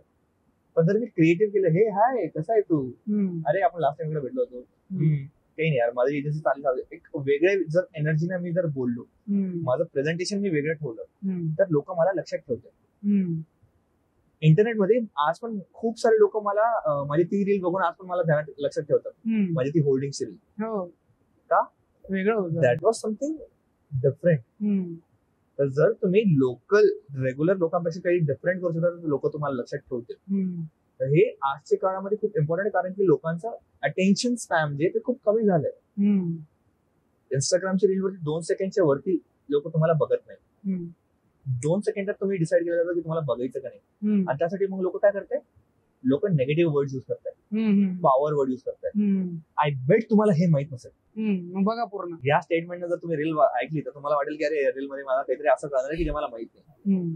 आणि लोक नेगेटिव्ह ऍस्पेक्ट का युज करतात, हम्म. कारण की नेगेटिव्हिटी जास्त अट्रॅक्ट करते. पॉझिटिव्ह गोष्ट लवकर स्प्रेड नाही होत. नाही, लोक बोलत नाही. निगेटिव्ह गोष्ट लोकांना ऐकायची, कान देऊन ऐकायचं. तेच ना. आता आमचे पळेगावमध्ये ना, तर आमच्या एरियामध्ये खूप सारं हे बिल्डिंग वगैरे पाडले अतिक्रमणमध्ये. हो. तर खूप सारे लोक उभे राहून बघत होते. हो. काही लोक गप्पा मारी करून चहा पितात, रॅन्डम एकदम. पीक मेल कॉन्टेंट. पीक मेल कॉन्टेंट इंस्टाग्रामवर. Yes yes yes. आता माझा एक खूप चांगला फ्रेंड आहे, आणि त्यांनी तिकडे जिम टाकली होती. 6 तारखेला ओपनिंग होती तिच्या. अरे यार, ती रील व्हायरल आली ना मला. ती रील कल ओपनिंग थी और आज चले गए. और आज वाव. आता तिची उद्या ओपनिंग, ऍक्च्युअली 6 तारखेला ओपनिंग होती तिची. आणि पूर्ण जिम अतिक्रमणमध्ये तिथं पूर्ण खाली पाडण्यात आलं. खूप मोठा लॉस झाला. पण आता तिकडे उभे राहून लोक काय गंमत बघतायत. तर जोपर्यंत लोकांचा स्वतःचा लॉस होते ना, दुसऱ्याचा लॉस बघायला मजा येते. स्वतःचा लॉस आला की लोकांना घाबरून जातं. किती गोष्ट आहे की लोकांना स्वतःचा लॉस होऊ द्यायचा नाहीये, म्हणून नेगेटिव्ह वरती लोकांचा फोकस जातो. तर आता आपण ऍज अ ह्युमन, आपण ऍज अ इंडिव्हिज्युअल काय करायला पाहिजे, लोकांना नेगेटिव्ह गोष्टी बघायच्या आहे ना, तर त्यांना नेगेटिव्ह दाखवू नका. तुम्ही इनिशियली तुम्ही युज करा काहीतरी नेगेटिव्ह, पण अटेन्शन ग्रॅब करा. पण आणि त्याला करा त्यावेळेला प्रेझेंट करा, प्रेझेंट जे करायचं ते कराच प्रेझेंट. फक्त अटेन्शन, लोकांचं अटेन्शन घ्यावं लागेल ना आपल्याला. आपण चांगलं सांगतोय काहीतरी पण त्यांना कळत नाही. ठीक आहे, मग घ्या ना आता निगेटिव्ह अटेन्शन ग्रॅब करा, पूर्ण सांगा चांगलं जे सांगायचं तेच. आणि कॉन्टेंट बनवा, कारण की कॉन्टेंट जेव्हा तुम्ही बनवशाल तुमची एक वेगळी पर्सनॅलिटी डेव्हलप होईल. पण कॉन्टेंट तेव्हा बनवा जेव्हा तुम्ही खरंच काही शिकताय त्याला तुम्ही अजून स्प्रेड करताय. Spread kindness, spread good quality of knowledge, and you would be a great personality and people will remember you for sure. पण तुम्ही चांगलं स्प्रेड करत येतात. नाहीतर आज खूप लोक असे इंटरनेटवरती असे की लोक त्यांना शिवाय देतात. मस्त मस्त सर, मला असं वाटतं याचं एंड करावं. आणि छान गप्पा झाली आपली. आणि मला मजा आली बरंच. मला मजा आली. तुझं वय एवढं कमी आहे ना, तर मला अजून हे चांगलं वाटतं की एवढे कमी वयामध्ये ना पॉडकास्ट घेऊन लोकांची जी पर्स्पेक्टिव्ह आहे तू ते घेतोय. बेस्ट वे झालाय लर्निंगचा. काय होतंय की आता बघा, समोरचा माणूस प्रेझेंट होतोय. ठीक आहे, समोरचे माणूस सगळेजण आहेत प्रेझेंट, पण एक मी डायरेक्टली जाऊन असं एवढा वेळ स्पेंड करू शकत ना प्रत्येकासोबत. आता एक भारी वे की मी पॉडकास्ट करतो, त्यांचं पण मार्केटिंग होते, मी स्वतः पण शिकतोय. मला त्यावेळेला आवडते सध्याला. मस्त झालं. याला म्हणतात इगो लेवलिंग. हे मी पर्सनली खूप युज करतो माझ्या कॉन्टेंट मध्ये सुद्धा, माझे रिअल लाईफ मध्ये सुद्धा आणि माझ्या क्लायंट सोबत सुद्धा. अगेन एक हे निघलं म्हणून मी सांगतो. तर इगो एक माणसाची अशी एक गोष्ट असते की तुम्ही जर इगो मॅनेज करायला शिकला ना समोरच्या व्यक्तीचा, तर तुम्ही काही पण जिंकू शकता. एक बुक आहे, मी त्यामध्ये वाचलं होतं. तर बेसिकली काय की अशा गोष्टी ज्यामध्ये तुमचं इगो हर्ट होतं, जर मला ते आयडिया लागलं तर मी तुमची पूर्ण पर्सनॅलिटी, तुम्हाला काय विकायचं मी तुम्हाला ते कंट्रोल करू शकतो. तुमच्या इगोना मी तुमचे डिसिजन्स ठरवू शकतो तुमचा इगो कंट्रोल करून. मी जर म्हणलं यार तू खरंच तुझी कमी वयामध्ये तू खूप चांगलं पॉडकास्ट करतो, तू हे खूप चांगलं करतो, पण तू इथे चुकलं, तू इथे तुझं चांगला केलं तुला खूप भारी होईल, तू एक काम करतोय ना हे याच्याकडून जाऊन शिक, तुला चांगलं शिकतोय. तू लगे ओके तुझा इगो सॅटिस्फाय झाला. मला सरनं चांगलं बोललं, मला चांगली गाईड एक राह दाखवली, जरी माझं तिकडे कमिशन असेल तरी तुला काही घेणं नाही. सर तुम्ही जर इगो समोरच्या व्यक्तीला मॅनेज करू शकता तर तुम्ही काही पण करू शकता. मी हे वाचून शिकलोय, कॉन्टेंट मध्ये काही अवेलेबल नव्हतं कुठे. ठीक आहे, एक बेस्ट मला एक एंड करायचंय की एक बेस्ट माइंडसेट तुमचा, की यार हा माझा माइंडसेट, मला ही गोष्ट आवडते, हा कोट आवडतो, किंवा एक माइंडसेट तुम्हाला कोणता आवडतो, असं एक लाईन टाईप म्हणतोय मी, एक बेस्ट कोट वगैरे. Best quote, best piece of advice, तसं म्हणू शकता तुम्ही. बेस्ट पीस ऑफ ऍडवाइस तुम्ही आतापर्यंत ऐकलेली किंवा तुम्ही कोणाकडून घेतलेली, कसं जर बिझनेस मध्ये जर मी म्हणलो, लोकल बिझनेस असो, इंटरनॅशनल बिझनेस असो, कोणत्या पण म्हणजे कोणत्या पण टाईपचा बिझनेस असो, मला माझं पर्सनली असं म्हणणं आहे की treat your customer like God. आणि ते मी स्वतः खूप जागेवर चुकलोय माझ्या बिझनेस मध्ये सुद्धा, कारण की बिझनेस फॅमिली मध्ये नाही, म्हणजे माझी बिझनेस बॅकग्राऊंड नाही माझं, आणि खूप कमी वयापासून मी चालू केलं, तर मला पण आयडिया नव्हता. But over the period of time मला आयडिया हा आला. पण ह्यामध्ये मला आता कळतंय की treat your customer like God. आणि तुमचं जे काम आहे ना त्याची तुम्ही पूजा करा, तुमच्या कामाची. तुम्ही जर काम चांगलं केलं ना तर मग ऑटोमॅटिकली पैसा येतो, कस्टमर येतो, सगळं काही होतं. मेन तुमचं काम, क्वालिटी ऑफ युअर वर्क हे मॅटर करतं. त्यासाठी जेवढं शिकता येईल तेवढं शिका, आणि जेवढा लोकांची हेल्प करता येईल तेवढी हेल्प करा. थँक्यू सर, तुम्ही वेळ दिला. Thank you so much. मस्त मजा आली, भारी वाटलं. मला पण खूप चांगलं वाटलं एक नवीन ठिकाणी येऊन एक असं एक यंग यंग जनरेशन, तू नवीन जनरेशन म्हणजे माझं तर आता अबाउट 25 समजा झालं. आपण एवढं जास्त नाही, सारखंच नाही, खूप मोठा डिफरन्स असतो आजच्या टाइममध्ये. फॉर यू, तुझ्यामध्ये आता आज एआय आता चालू झालेलं आहे. तर फॉर यू आर 19 राईट नाव, है ना? तू 19 वर्षाचा आहे तेव्हा तुझ्यासाठी एआय आलाय. आम्ही जेव्हा 19 वर्षाचा होतो त्या टायमाला आय गेस मी तेव्हा एजन्सी मध्ये स्टार्ट केली, तेव्हा इंस्टाग्राम वरती फक्त बुस्टिंगचा ऑप्शन होता नवीन याच्यावरती, जस्ट रील चालते तेव्हा थोड्या टाइम. तू हे बघ, एजचा डिफरन्स मुळे फरक किती पडतो. टेक्नॉलॉजी पण बाकी गोष्टी अर्धे अडॅप्टेशन वरती ऑब्व्हियसली. पण मला आता खूप भारी वाटतं की ओके एक यंग पॉडकास्ट केलं मी, एक यंग मुलासोबत, अँबिशियस, मला मजा आली, खूप चांगलं वाटतं. थँक्यू सर पुन्हा एकदा. आणि पुन्हा एकदा सांगतो, छान मजा आली एकदम. आणि इन पर्सन पण मला तुमच्याशी भेटायला आलो तरी भारी वाटलं. आपल्या तेव्हा गप्पा झाल्या त्या पण खूप छान प्रकारे झाल्या. माझे काही बिलिफ्स म्हणलं होतं बघा मी, तुम्ही माझे बिलिफ्स ब्रेक केले आणि मस्त सर, मजा आली. पहिले पण मजा आली, आता पण मजा आली. Thank you sir, thank you. Grateful, much grateful.